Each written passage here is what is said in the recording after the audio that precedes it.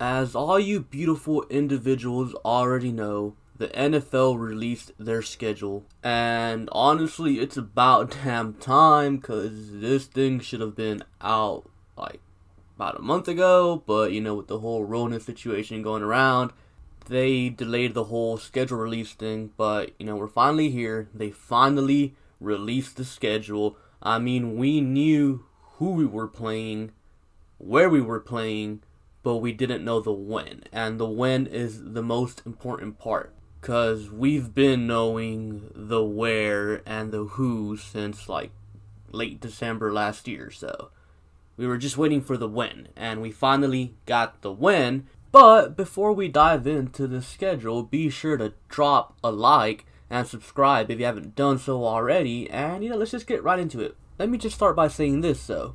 We only get, well, technically 2 primetime games if you count the Thanksgiving game against Detroit. That's right, we're playing on Thanksgiving versus Detroit. Second time in franchise history. The first time, you guys remember that game, Justin Forsett was down, but he wasn't down, and he ran for a touchdown. Then Jim Shorts challenged it. You can't do that. You can't challenge scoring plays, and they picked it up, and they gave the Texans a touchdown, so the Texans cheated, were cheaters, and yeah, that was fun. But yeah, we play on Thanksgiving, and then, the big one is week 1. We travel to Kansas City and play them on Thursday Night Football for the season opener. First time in franchise history doing that. I think that's pretty awesome. But other than that, just 2 primetime games. I think something else to note, we have a week 8 bye week, and I like that. Anytime you have the bye week somewhere in the middle of the season, I think it's good. And another thing before I actually start diving into these games again, my predictions, I'm going to just say this. These are way too early predictions, and my predictions might change as the season approaches, as the season goes on, because a lot of things are going to change. Injuries have an effect. Random free agency signings have an effect. Like, there's still some good free agents out there, like Everson Griffin, Eric Reed, in my opinion, could come in here and help us. Jadeveon Clowney is still out there, so things like that can still affect outcomes of the game. And then, of course, you got mid-season trades that could also happen, and you got all that stuff. So just because I'm predicting a certain record now or a certain outcome now doesn't mean it can't change in the future. But anyways, let's start off with the preseason.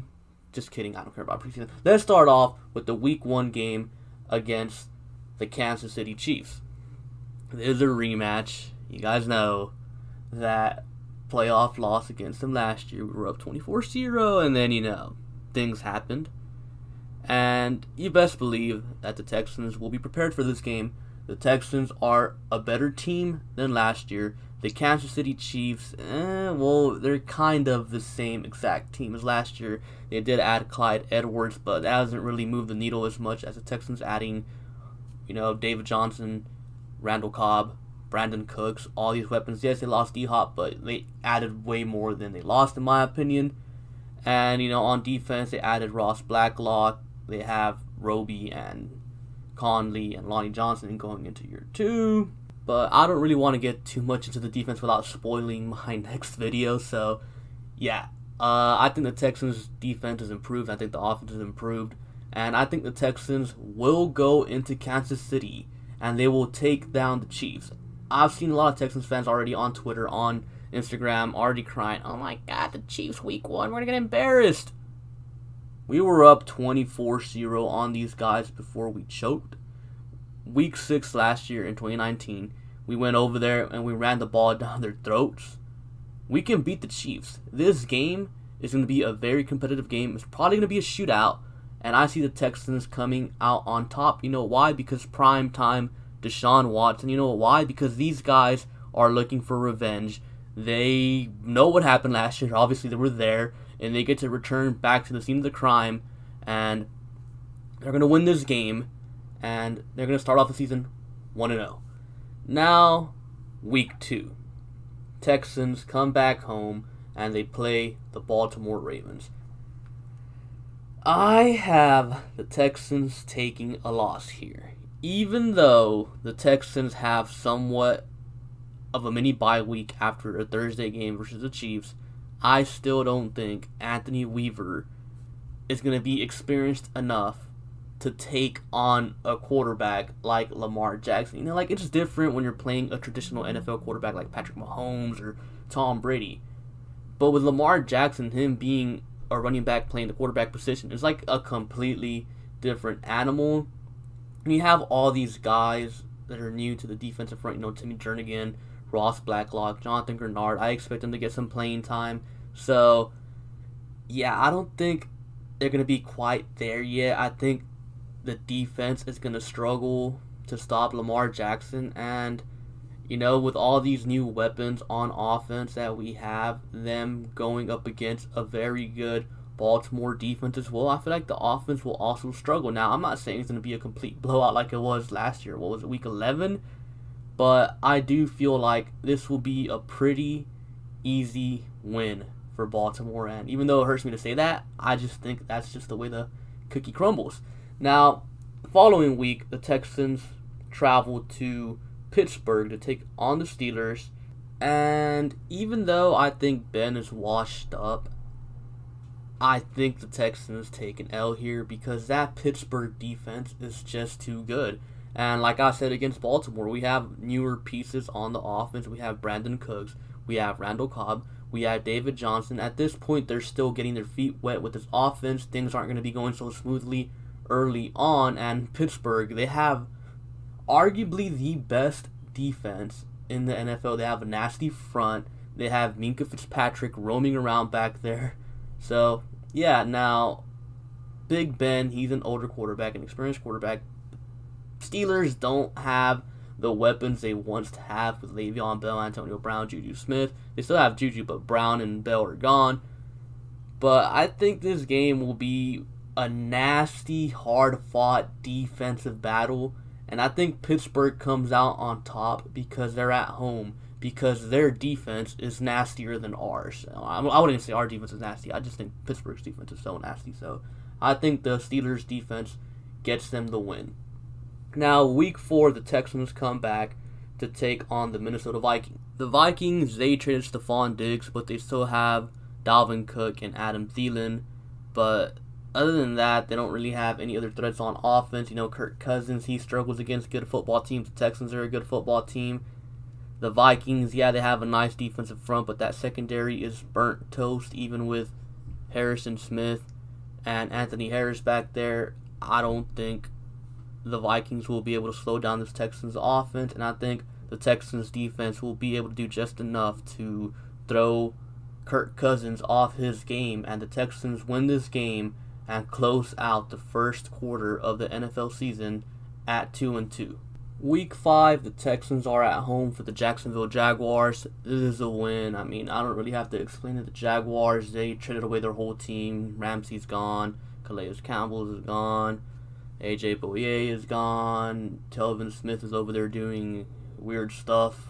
And, yeah, so an easy win versus the Jaguars. Week 6, the Texans travel to Tennessee and to take on the Titans. I am giving the Texans a win here. I don't think the Titans have that good of a defense. Their secondary is burnt toast, and we have a bunch of fast guys on our offense. We're going to torch them, especially now that Mike Vrabel is calling the plays on defense. So the Tennessee defense is going to be even worse this year.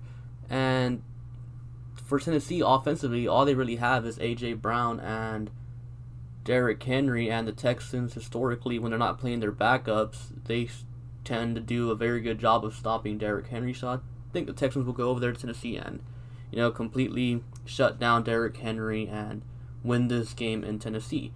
Week 7, the Texans are back home to take on Green Bay, and I think the Texans win this game.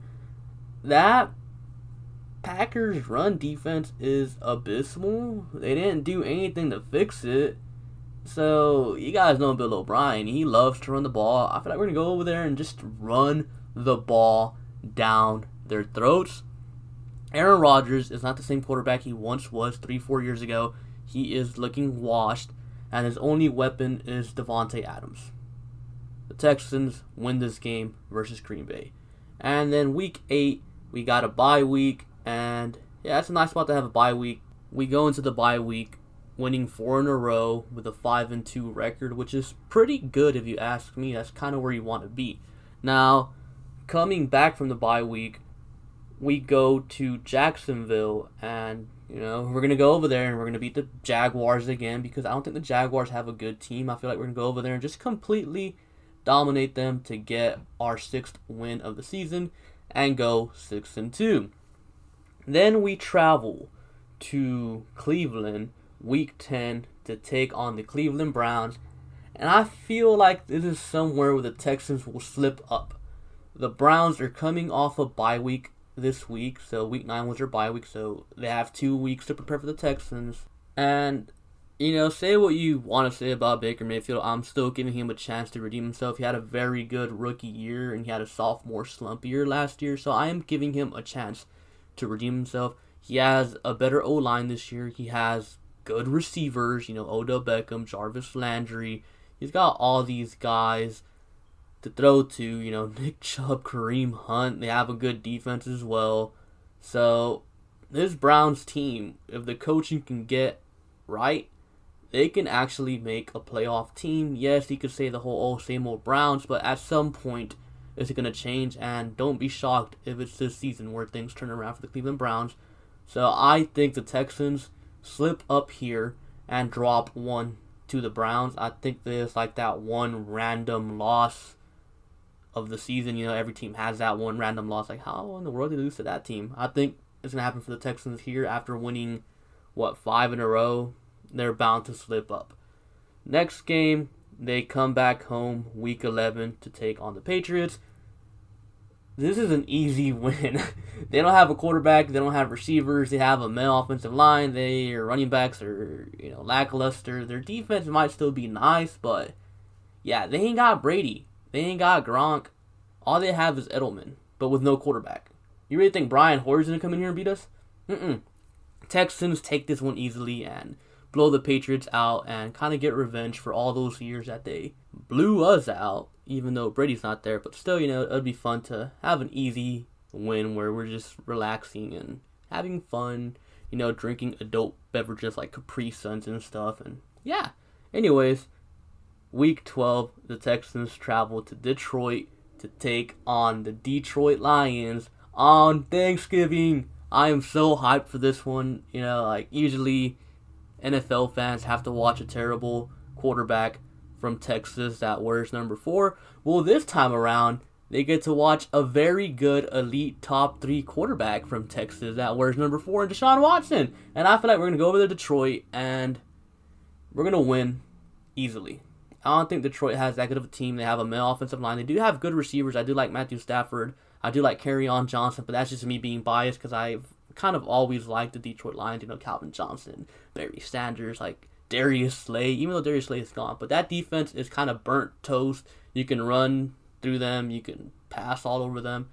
Yeah, we're going to go over there and we're going to beat the Lions pretty easily, I feel like.